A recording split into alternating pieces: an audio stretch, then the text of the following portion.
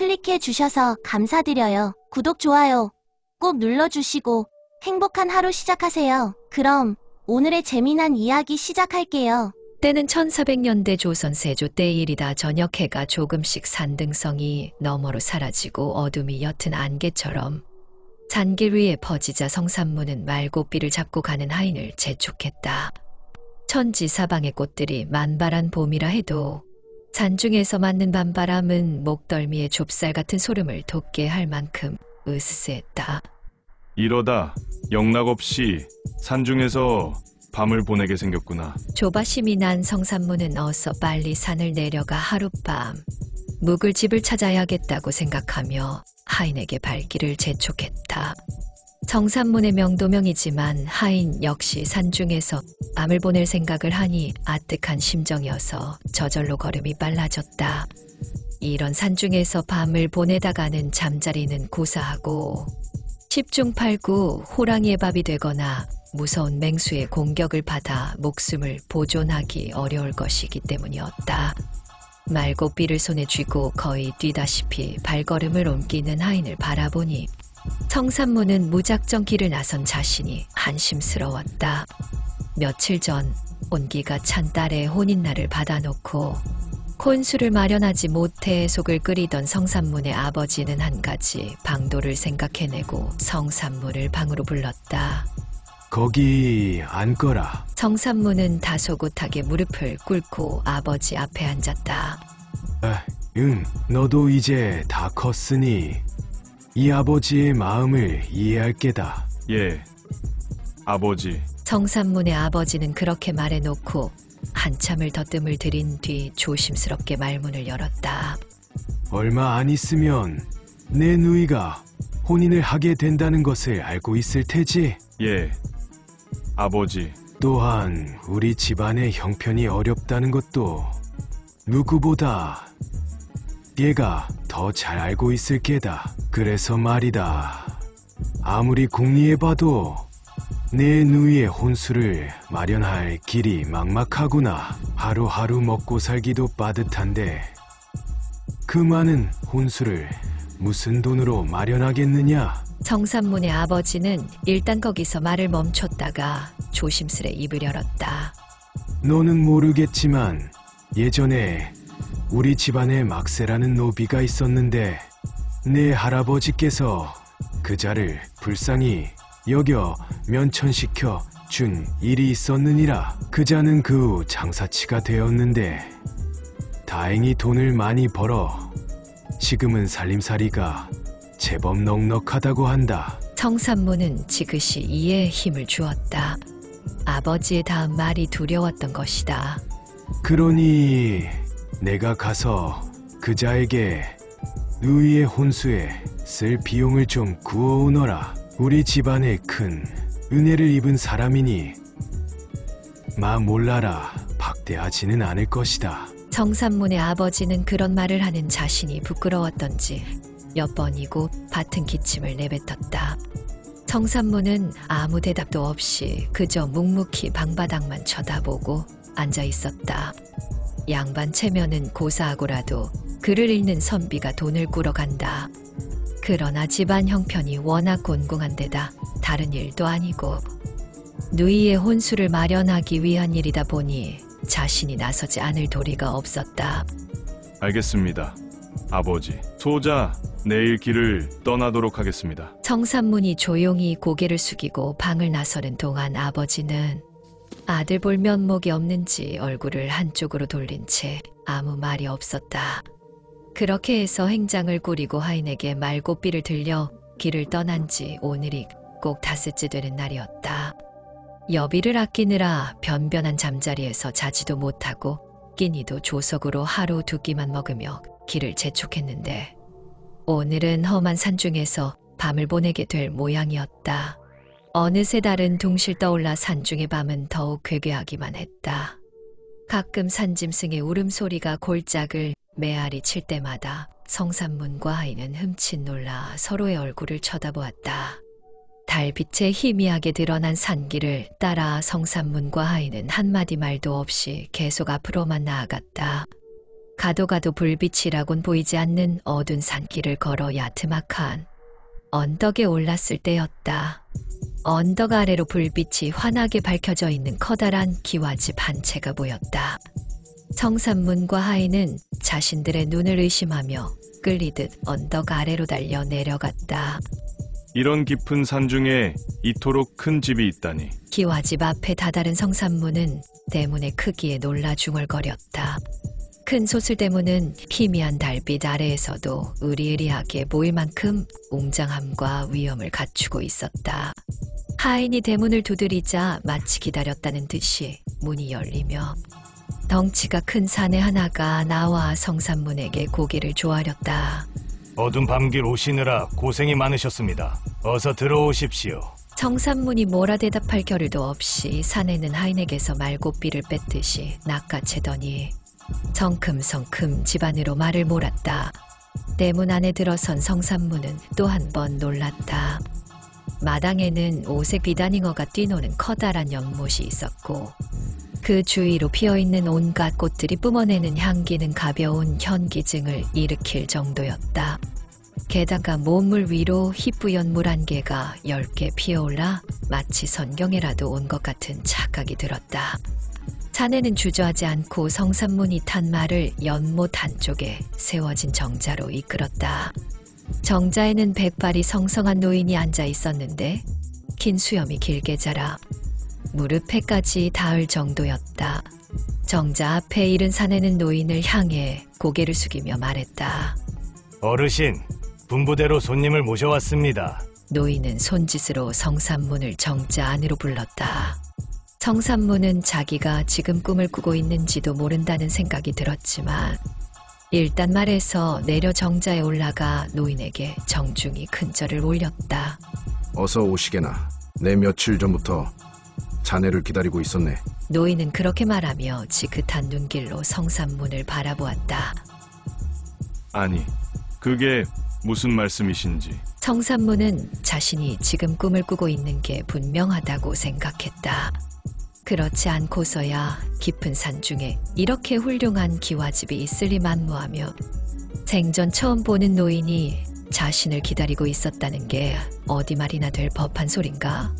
성산문이 꿈인지 생시인지 분간을 못해 얼떨떨해하고 있는 동안 좀 전에 성산문을 정자로 안내했던 사내가 커다란 상을 두 사람 사이에 놓고 나갔다. 노인은 성산문의 심중을 알고 있는 듯 빙그레 웃으며 술병을 들어 술을 권했다. 고단한 여정에 힘들었을 터이니 마음껏 먹고 마시도록 하게나. 노인이 내미는 술잔을 들어 얼결에 술을 받은 성산문의 눈은 절로 휘둥그레졌다. 상에는 산중에서 구하기 힘든 생선에서부터 갖은 산채와 떡, 보기에도 먹음직스런 전과 고기 요리들이 말 그대로 상다리가 부러질 정도로 많이 차려져 있었다. 어르신, 얼떨결에 말을 꺼내놓고 다음 말을 찾지 못한 성산문은 그저 노인의 얼굴만 쳐다보았다. 우선 허기진 뱃속부터 채우고 얘기를 나누세. 노인은 성산문에게 여러 가지 음식을 골고루 권했다. 필경 이 노인은 이 세상 사람이 아닐 것이다. 그리고 이곳은 말로만 듣던 성계가 아닐까. 성산문은 음식과 술을 먹으며 속으로 수없이 되뇌었다. 어느 정도 허기가 가시자 노인은 기다렸다는 듯 말을 이었다. 나는 지금 자네가 어딜 가는지 왜 가는지 다 알고 있네. 다 알고 계시다니 그걸 어찌. 성산문이 말끝을 흐리자 노인은 큰 소리로 웃으며 성산문의 잔에 다시 술을 따라주었다. 잘 듣게.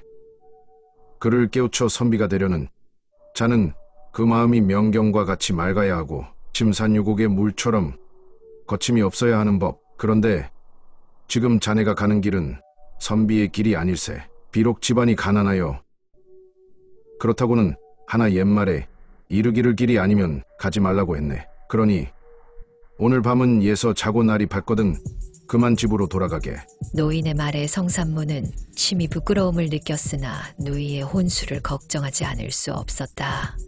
성산문은 노인의 얼굴을 차마 쳐다보지 못하고 혼잣말을 중얼거리듯 말했다. 그러면 누이의 혼례는 무엇으로 치르라는 말씀이십니까? 노인은 성산문을 향해 꾸짖듯 말했다. 그래도 내 말을 모르겠는가? 내가 사람을 잘못 보았는가? 기어 이 선비의 길을 마다하고 족되게 살려거든 마음대로 하시게. 성산문은 고개를 떨구고 앉아 수치심에 얼굴이 벌겋게 달아오름을 느꼈다. 그런 성산문의 심사를 아는지 모르는지 노인은 술잔을 기울이며 낭낭한 목소리로 노랫가락을 늘어놓았다. 세상사 모든 것이 허무하고 허무하다. 금은보와 온갖 재물 죽으면 빈손이요. 부모, 자식, 형제, 간도 한 번 가면 영영 못 보리. 꽃과 같은 내 님 얼굴 늙어지면 시들어지고 우누지정 깊은 정도 하룻밤 꿈이로다. 인생살이 이럴진데 무엇을 더 논할꼬. 노인의 구성진 노랫가락은 성산문의 마음속으로 파고들었다. 쌀앙금 같은 흰 달빛이 정자 안으로 기어들어와 벌겋게 달아오른 성산문의 얼굴을 서늘하게 식혀주었다. 돌아가자. 어르신의 말씀처럼 내가 지금 가는 길은 선비로서 가야 할 길이 아니다. 돌아가자. 성산문은 결심을 굳히고 노인을 향해 다시 한번 큰절을 올렸다. 어르신의 말씀을 따르겠습니다. 목매한 소인을 깨우쳐 주셔서 고맙습니다. 노인은 빙그레 웃으며 말했다. 내 뜻을 알아줬다니 고맙구먼. 부디 학문에 더욱 정진하여 훌륭한 동량지제가 되게나. 명심하겠습니다. 어르신. 성산문은 새벽녘까지 노인과 이런저런 얘기를 나누며 술잔을 기울였다. 노인은 깊은 산중에 묻혀 산다고 생각하기 힘들 만큼 박학다식하고 지혜로웠다. 성산문은 마치 제자가 스승을 대하듯 공경하는 마음으로 노인의 말 한마디 한마디에 성심껏 귀를 기울였다.